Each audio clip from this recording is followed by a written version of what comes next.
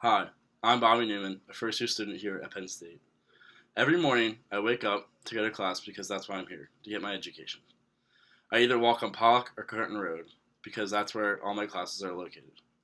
Now, there's heavy traffic with all the students here going to class, and also some students find it more convenient to use bicycles.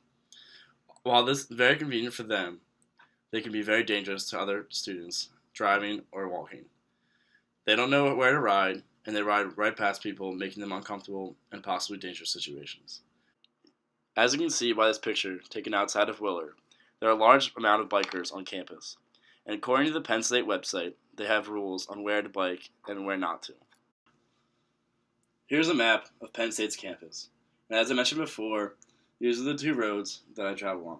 Here's Curtin Road, and here is Pollock Road, and these are all the buildings where I have class. Now, as mentioned before, how they have rules. The rules are bikers may not ride on sidewalks from in this enclosed area, from Fraser all the way up Curtin, Shortledge, and Pollock. And these are the most heavily trafficked areas on campus. Here's a look at Pollock Road, right outside of the hub.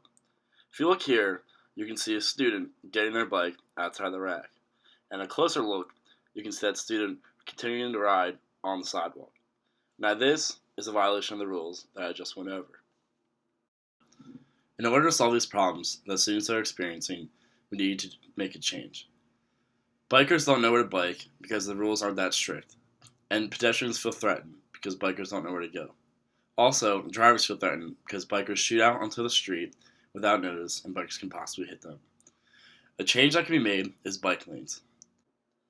Bike lanes can be implemented on Pollock Road because there's less traffic during the day, and also there are not 3 bus stops as there are on Curtin Road. Here is another view of Pollock and the high traffic of walkers, bikers, and cars. If the current road is wide enough, all that would need to be done is paint paths. If not, the streets would need to be widened until there's enough room. Although costs come with this, Penn State could look into a grant if one exists to get bike paths.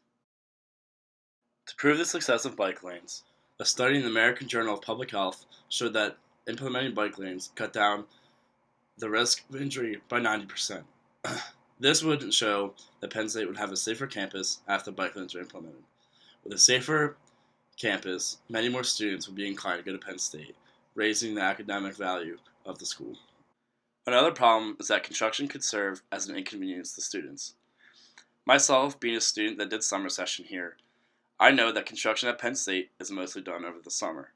So with less students and faculty on campus walking to class, it would serve less of an inconvenience to them. Along with bike paths, another way to solve this solution is to enforce stricter rules on the roads. A way to do this is to use the resource of auxiliary police on campus already that Penn State hires. There are students that keep the safety of other students on campus. A way they can make it safer is enforce rules that keep bikers off the crowded sidewalks and make sure they do not shoot out in front of cars and make sure they yield to them.